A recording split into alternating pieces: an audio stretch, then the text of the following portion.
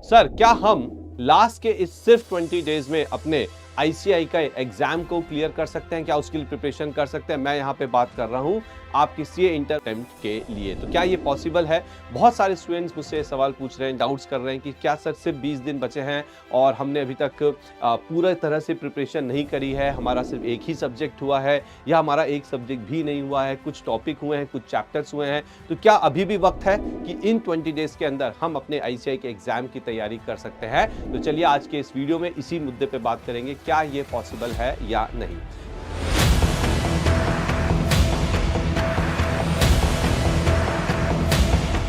तो सबसे पहली चीज तो मैं आपको ये बता दूं, जी हाँ, ये बिल्कुल पॉसिबल है अगर आप वीडियो को पूरा लास्ट तक देखते हैं। और जो चीजें मैं आपको यहाँ पे बताने जा रहा हूं, जो इंपॉर्टेंट चीज आपको बताऊंगा, अगर आप उसे फॉलो करते हैं तो जी हाँ, आप 20 डेज के अंदर भी अपने एग्जाम्स को बहुत अच्छे से प्रिपेयर करके पास तो हो ही सकते हैं। तो चलिए देखते हैं लास्ट 20 डेज क्या ये पॉसिबल है।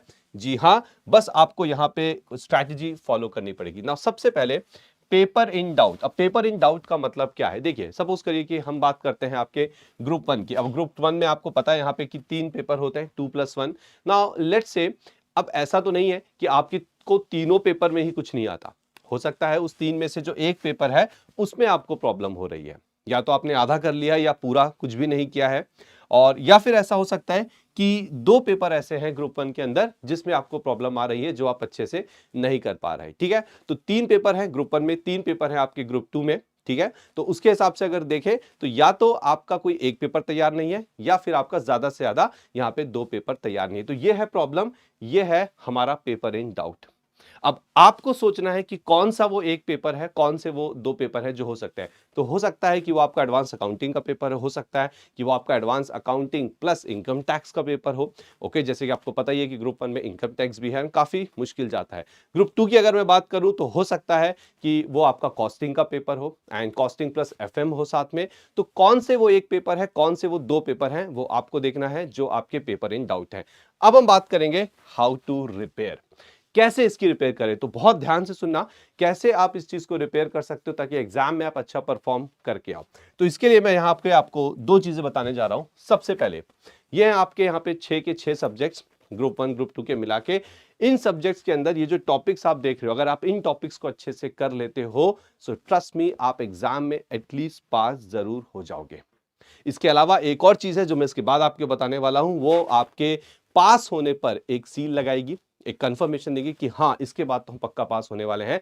तो पहले हम एक बार देख लेते हैं कि कौन कौन से चैप्टर्स हैं। जैसे कि एडवांस अकाउंटिंग की अगर मैं बात करूं तो मॉड्यूल 3 कर लीजिए, कंसोलिडेशन कर लीजिए, रेवेन्यू बेस्ड जो आपके अकाउंटिंग स्टैंडर्ड वो कर लीजिए, एसेट बेस्ड कर लीजिए। तो ये आपका यहाँ पे 50 से 60% की कवरेज हो जाती है। लॉ की अगर बात करूं तो अदर लॉ कर लो अच्छे से, एलएलपी कर लो, फिर से 40 से 50% की कवरेज हो गई आपकी।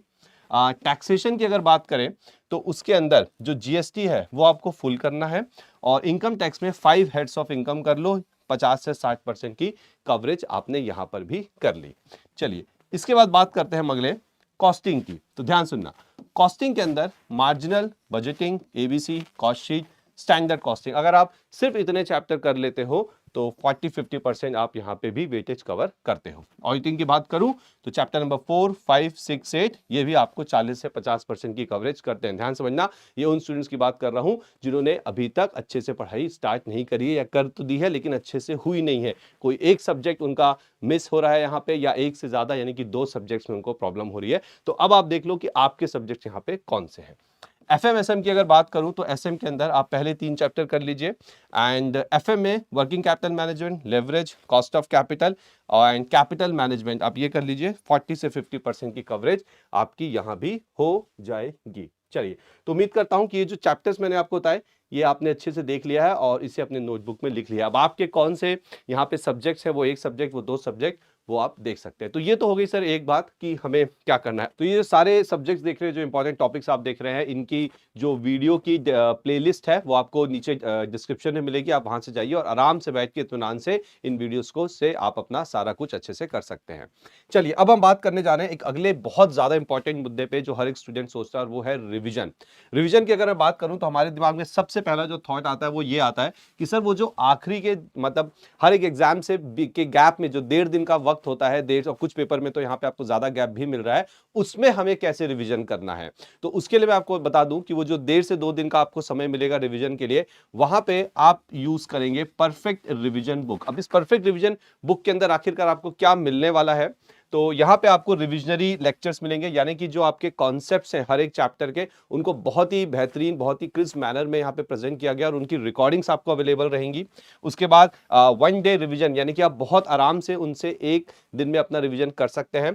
साथ ही साथ इसके अंदर आपको हर चैप्टर के इंपॉर्टेंट क्वेश्चन आंसर्स भी मिलेंगे। लेकिन कुछ बच्चों को लग रहा होगा सर हम तो बहुत दूर रहते हैं, हम दिल्ली में नहीं है, तो हमें ये बुक्स कैसे मिलेंगी, तो मैं आपको बता दूं कि यहाँ पे आपको इसकी पीडीएफ भी अवेलेबल कराई जाएगी। तो आप पीडीएफ भी ले सकते हो, उसके साथ साथ आपको ऑनलाइन एक्सेस के थ्रू जो रिकॉर्डिंग्स है वो भी अवेलेबल हो जाएगी। एंड साथ ही साथ जो सबसे बड़ा प्लस पॉइंट है यहाँ पे वो है आपके मल्टीपल चॉइस क्वेश्चंस। आपको यहाँ पे एमसीक्यूज मिलेंगे। जैसे कि आप जानते हैं MCQs are very important in your exams. तो अगर आप इस बुक को लेना चाहते हैं, जो कि डेफिनेटली आपको लेना चाहिए, तो नीचे आप डिस्क्रिप्शन पे जाइए, आपको लिंक मिलेगा, वहां से आप इसे बहुत आसानी से परचेस कर सकते हैं। सो आई होप आज के इस वीडियो में जो मैंने 2 इंपॉर्टेंट चीजें आपको बताई, एक कि भाई कौन कौन से हमारे जो ये जो सब्जेक्ट्स हैं इसके अंदर कौन कौन से चैप्टर्स हैं जो आपको करने से आप पास हो सकते हैं, और साथ ही साथ वो जो 1.5 से 2 दिन का गैप रहेगा आपको एग्जाम के बीच में, ओके, उसमें आपको कहां से कैसे रिविजन करना है, यानी कि परफेक्ट रिविजन बुक। तो बिना टाइम वेस्ट करिए आप जल्दी से जल्दी अपनी पढ़ाई स्टार्ट कर दीजिए, ताकि ये जो लास्ट के 20 डेज है इसका पूरा पूरा इस्तेमाल हो जाए और आप अपने एग्जाम में यहां पे पास हो जाएं। So thank you very much.